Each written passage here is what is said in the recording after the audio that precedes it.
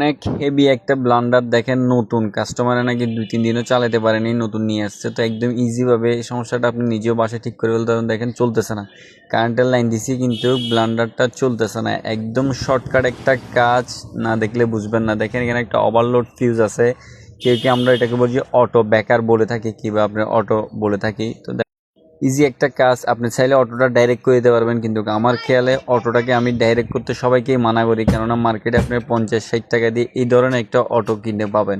তো অবশ্যই কিনে পাইলে একটু এই ধরনের অটোগুলো আপনি লাগিয়ে ফেলতে পারবেন একদম ইজিভাবে। দেখেন অটোটা কিন্তু জ্বলে গেছে। এটা জ্বলে যাওয়ার অনেকগুলো কারণ, যেমন কি আপনার জগ যদি জাম হয়ে যায়, অতিরিক্ত আপনি বেশি কিছু দেন, তাহলে লোডের কারণে কি হয়, এটা জ্বলে যায়। আমি একটা অরিজিনাল পুরান আপনার যে ওভারলোড আছে, ওভারলোডটা লাগাই দিচ্ছি। দেখেন ওভারলোড ফিউজটা।